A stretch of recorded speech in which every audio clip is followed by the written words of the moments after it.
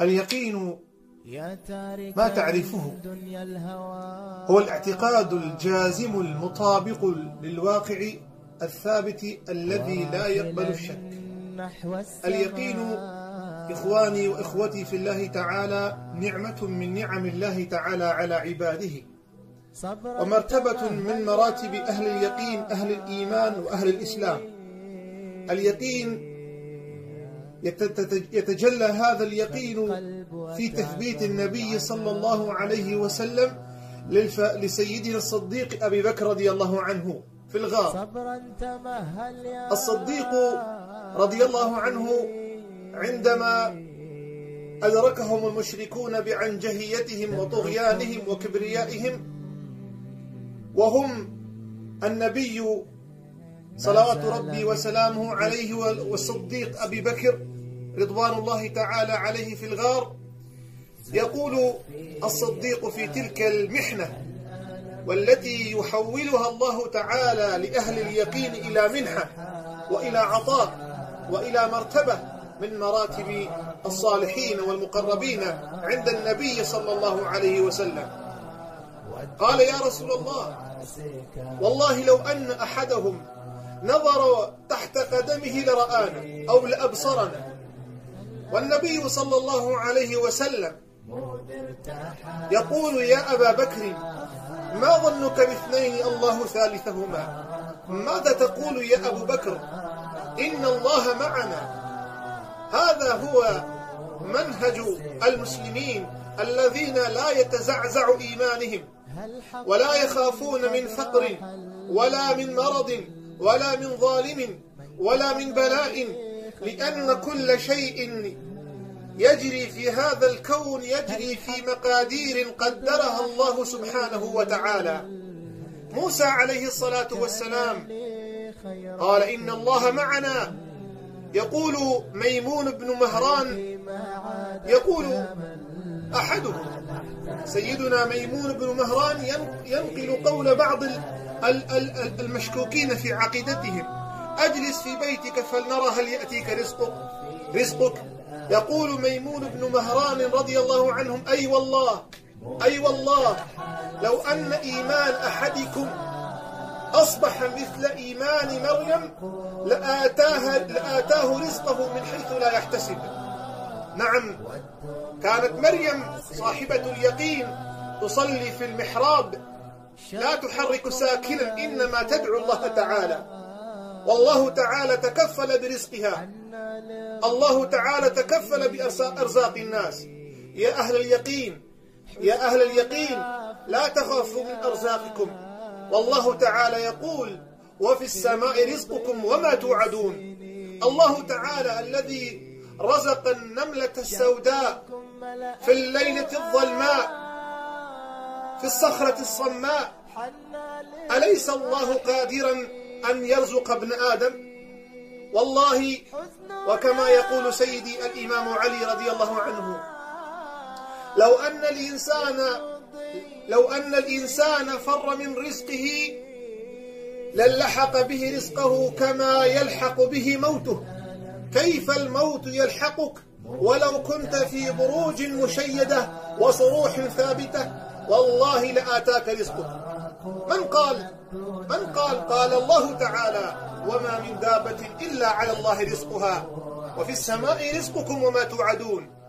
بعض الناس يتخوف من هذا المرض الذي يسمى الكورونا. يا أخواني، الأخذ بالأسباب نأخذ بها من نظافة ومن تدبير ومن تقدير، لكن على المسلم أن لا يتزعزع إيمانه. هذا جند من جنود الله سبحانه وتعالى.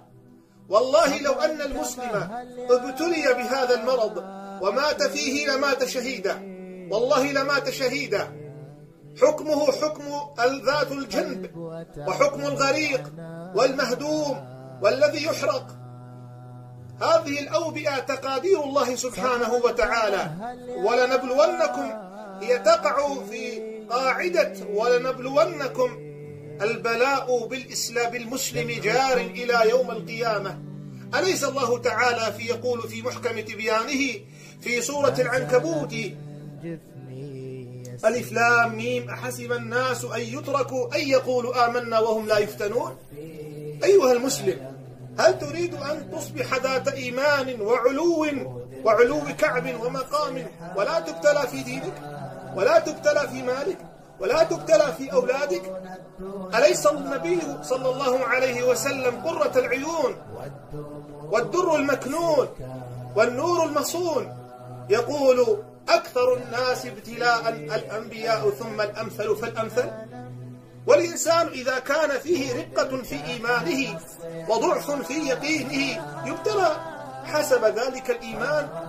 والله كان فيما مضى يؤتى بالرجل فيشق شقين في مفرق رأسه ولا يصده عن دينه، لا يصده عن دينه. هو الإيمان الثابت الذي ثبتنا الله تعالى.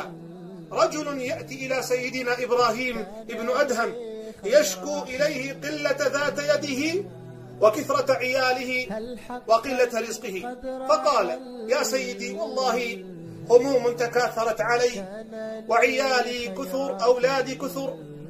فرد هذا الرجل الصالح الولي التقي الورع بقول: قول المؤمن الثابت يقينه: اذهب وأحضر إلي من ليس رزقه على الله.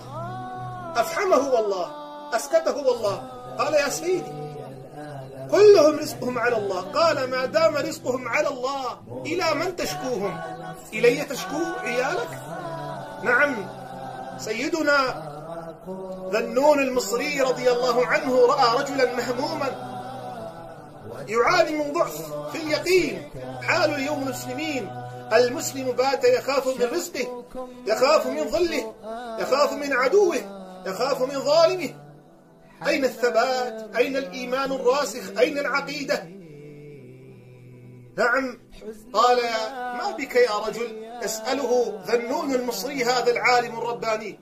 قال: يا سيدي هموم تكاثرت علي. قال: إني أسألك ثلاثة أسئلة وأسأل الله تعالى أن يفرج عنك بكل جواب. قال: هاتها يا سيدي. قال للرجل المهموم: هل يجري في الكون ما لا يريده الله؟ هل هناك تدبير وتصريف وحركات وسكنات تجري بغير أمر الله؟ لا والله. حتى الريشة تقع، حتى الطير، حتى النبات، حتى الورقة، حتى حبات رذاذ المطر والثلج والبرد، كلها تنزل ضمن مقادير الله سبحانه وتعالى. هل يجري في الكون ما لا يريده الله؟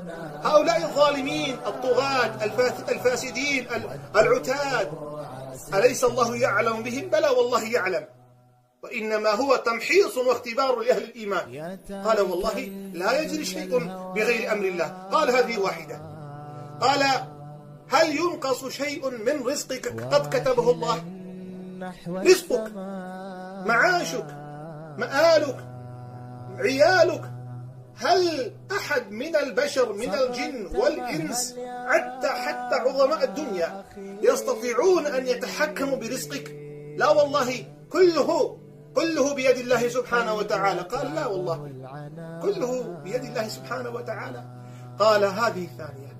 فأصبح الرجل يتبشبش وإيمانه ويقينه يثبت رويدا فرويدا. فقال في الثالثة ذنون المصري رضي الله عنه وقدس سره: هل ينقص من أجلك شيء قد كتبه الله؟ هل يستطيع أحد أن ينقص من عمرك ساعة أو يزيد ساعة؟ قال: لا والله تعالى، لا والله. قال: فلما الهم يا رجل؟ لماذا الهم يا رجل؟ قال: جزاك الله خيرا، جزاك الله خيرا. هذا الإيمان، هذا هو اليقين. المؤمن يعرف بأن ما يحصل في الدنيا هو من باب الاختبار، والمسلم يجب أن يكون وقافا قواما عند أوامر الله سبحانه وتعالى، وقافا قواما عند أوامر الله سبحانه وتعالى. نعم يا أخواني، وفي هذا اليوم وفي هذا الزمن المسلمون أصبحوا في واد من تعاليم الإسلام. والله لو أنهم اتبعوا منهج النبي صلى الله عليه وسلم وقرأوا سيرة الصحابة والله لأثلج صدرهم ولكن بعدهم عن التعاليم الإسلامية وبعدهم عن السيرة النبوية وحياة السلف الصالح، حتى أن سيدنا بلال رضي الله عنه يوضع على صدره كما هو ثابت صخرة وأمية يضربه وهو يقول أحد أحد. هذا هو الإيمان، هذا هو اليقين. فنسأل الله تعالى أن يثبت إيمانكم وإيماننا ويزيد يقيننا ويقينكم، آمين، والحمد لله رب العالمين.